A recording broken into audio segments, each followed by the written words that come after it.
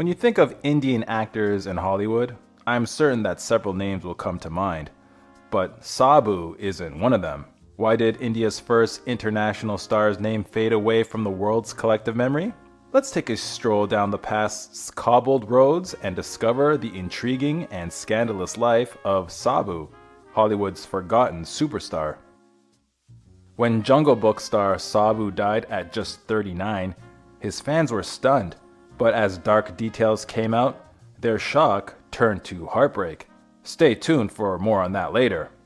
Sabu may be the name that gained fame, but it wasn't what Sabu's parents named him when he was born. His real name was actually Selar Sabu, while Destiger was his older brother's name. Sadly, the reason for Sabu's name change stems from a horrific family tragedy. Buckle up and away we go. Sabu's mother passed when he was only a young boy, leaving his father to provide for the family. He landed a cushy job as the Maharaja's personal elephant handler, allowing his sons to live with him in the royal stables. Born in 1924, Sabu developed a natural affinity to the elephants and spent his days helping his father handle them. Little did he know what life had in store for him. Things took a tragic turn for Sabu when he was just 9 years old. His father passed, leaving him and his older brother all alone. His mother had passed earlier. The Maharaja allowed the boys to continue living at the stables, as long as they took care of his elephants. They spent the next 3 years doing just that, when fate intervened in the most unexpected way. Perhaps at that point, if someone told Sabu he'd be an international movie star one day, he wouldn't have believed it. He probably envisioned staying a mahout for the rest of his life, but the universe had other plans. A British film crew were scouting for locations when they discovered Sabu tending to the Maharaja's elephants. It was destiny. Can you guess the name of the film the crew was searching a location for? That's right, Elephant Boy. You can't make this stuff up. There's some confusion as to whether the cameraman spotted Sabu or the scriptwriter, but in the end it doesn't really matter. He entranced the crew with his natural charm and impish grin. Of course, the fact that he was so comfortable with elephants clinched his place in the film, and as we'll see, film history too.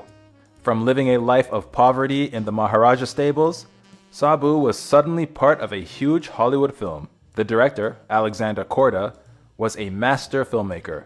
Sabu, on the other hand, had never seen a film, let alone acted in one. Now, instead of handling elephants, he was learning lines, performing in front of the camera, and flying out to England to complete filming. That's when Sabu received a shock. The initial screenplay didn't have much of Sabu's character, though you'd think the movie would revolve around him by virtue of its title. However, when the filmmakers saw Sabu performing on screen, they knew he was special. They rewrote his part, added much more material for the young boy, and just like that, Sabu's star was on the rise. Elephant Boy was shot both on location in India and in a film studio over in England. The result was a superb film, which was both a critical and commercial hit. It even won honors at the Venice Film Festival, with everyone praising one aspect in particular: the actor that played the young hero, Sabu. Our boy had come a long way from the jungles of Mysore, but the good times wouldn't last forever. The glitz and glamour of his London life might have dazzled him in the beginning, but Sabu missed India and his life there. He even wrote to the stable keeper in Mysore, asking him how his favorite elephant was doing. It's easy to forget just how young Sabu was when his life turned upside down. When he came to England, he was only around 12 years old. Korda saw Sabu's potential and cast him in his next film, The Drum. This role was a step up for Sabu, as he went from playing an impoverished elephant driver to a young prince. The story was set in British-ruled India, where a young prince unites with the British to fight his evil uncle. Kind of like Lion King. Think Simba and Scar, only with the British as Simba supporters. The Drum 2 was shot both in India and England, and it was a technical masterpiece, even though it had a lot more actors in brownface than Elephant Boy. It did really well in Britain, no surprises there, and proved that Sabu could really act. His natural confidence and charisma carried him through. He started to receive mountains of fan mail, but people in India were not as happy. The Drum came out in 1938, at the peak of the Indian independence movement. And guess what? Its plot, and specifically Sabu's role, stoked intense controversy in the actor's homeland. Sabu's portrayal of an Indian prince, so enamored by the British, went directly against the freedom fighters' efforts and philosophy. The film inspired riots in many big city theaters. Sabu's films did well enough to turn him into a hot commodity. He became the face of many advertisements, and people enjoyed seeing him riding an elephant at zoos or as part of cultural events. But there was a darker reason why the public liked him so much. Supposedly, they were happy to see how their country had helped civilize Sabu. Child stars and managers, they just don't get along. And Sabu's experiences were no different. Though Sabu became very close with his director Korda and the cameraman who took him in, his managers were a different story. They actively played on his exoticism and encouraged him to dress up in formal Indian clothes at occasions, complete with a turban and even a whip. Oof. When it came to Sabu's next picture, Korda wanted to create something unique. The result was the spectacular The Thief of Baghdad. Sabu played the titular role of the thief, Abu. The film was unusual because of all its special effects, the first of their kind. There were flying carpets, genies, and magic crossbows. And if you're thinking that sounds familiar, you aren't wrong. The movie is the basis for Aladdin. The Thief of Baghdad went on to win 3 Academy Awards, which was a huge deal at the time.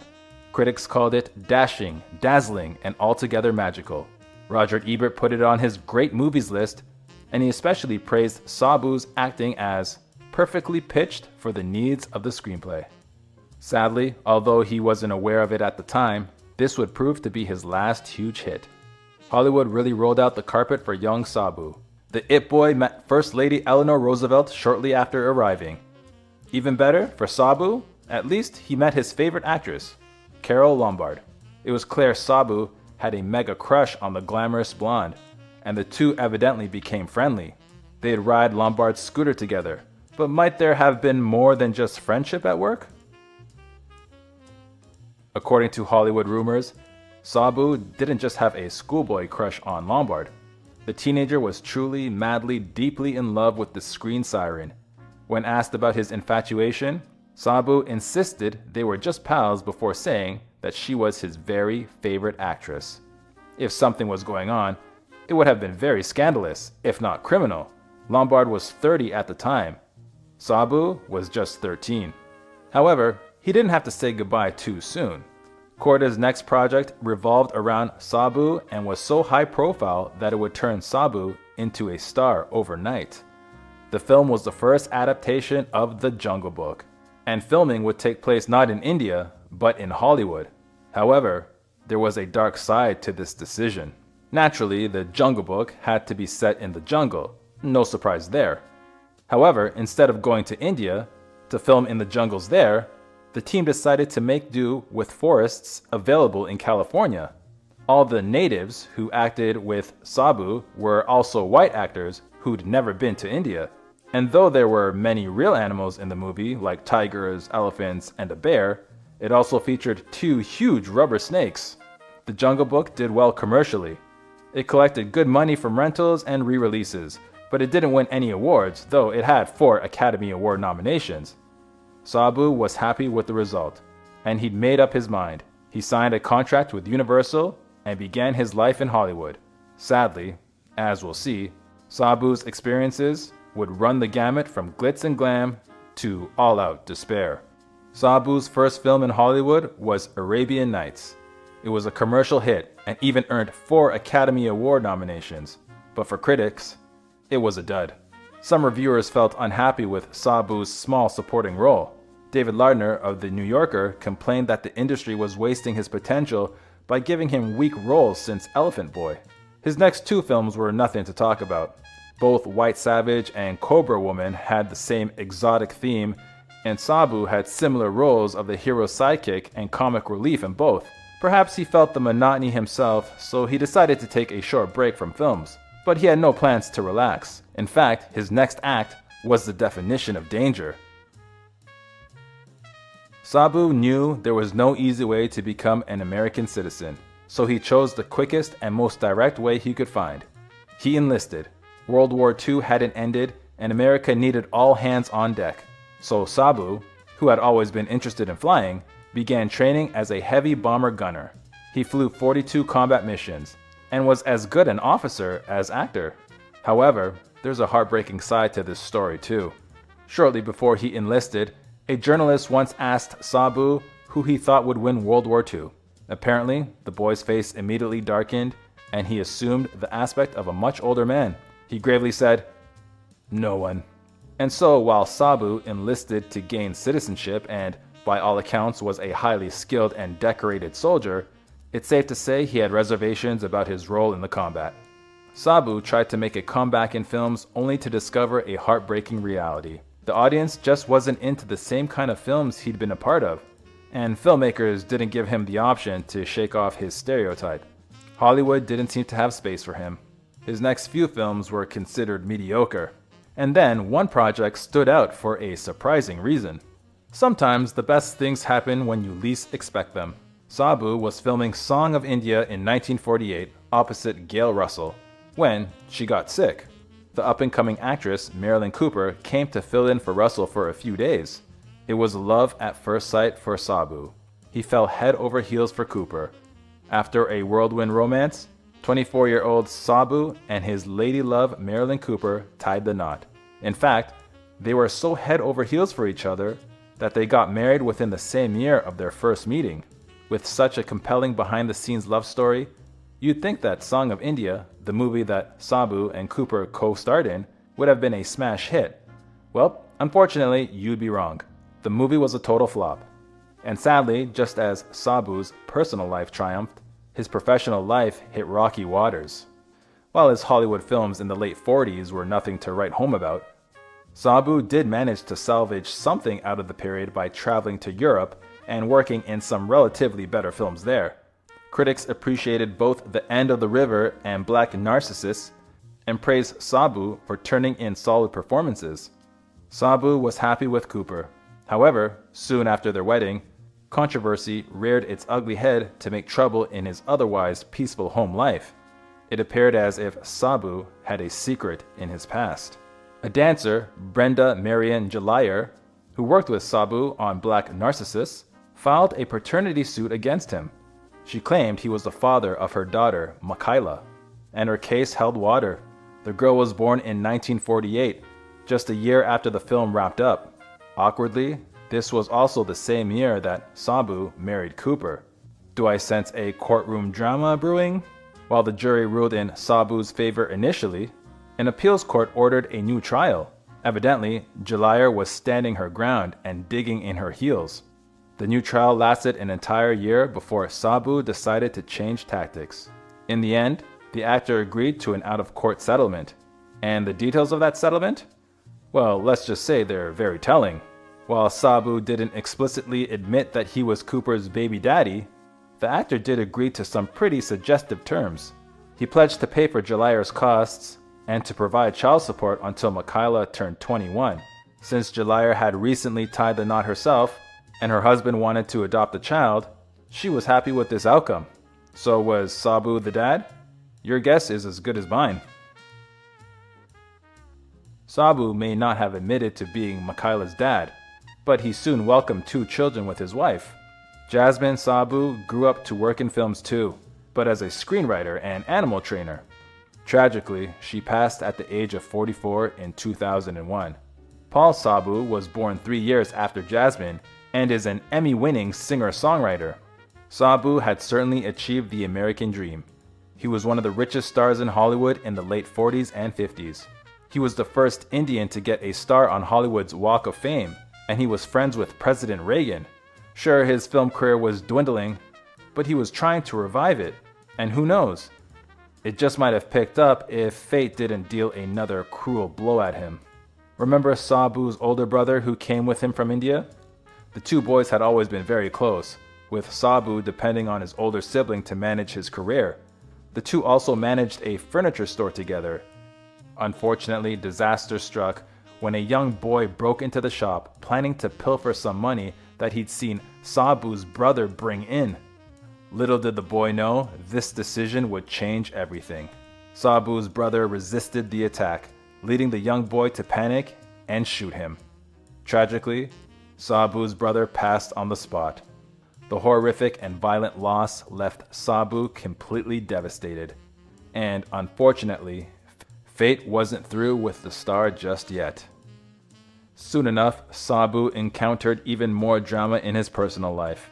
His house caught fire, but that was just the beginning of another nightmare.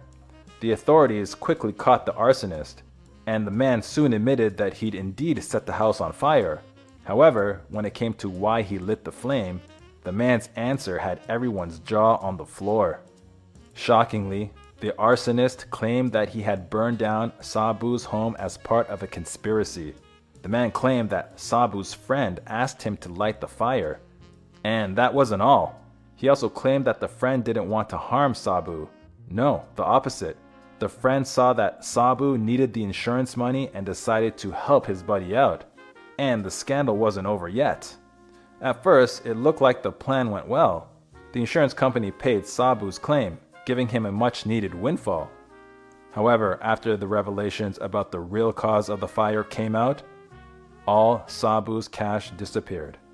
The insurance company realized that they'd been the victim of a fraudulent scheme, and they sued the legendary Indian actor with all their might.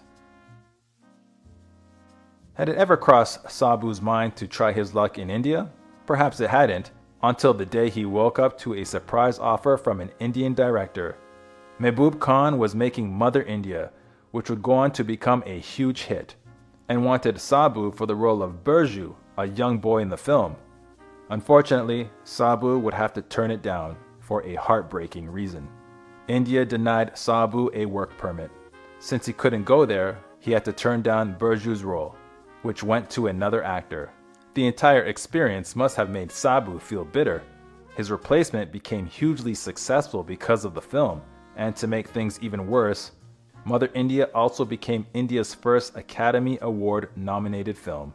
Although he didn't get a work permit for Mother India, Sabu eventually did go back to India and even worked in a film with Indian actress Shashikala. Unfortunately, that film never saw the light of day, so no one knows whether Sabu would ever have made it in his native country, speaking a language he'd given up on a long time ago. In the later years of his life, Sabu's career floundered. In a particularly tough time, he moved to Europe and worked with a circus.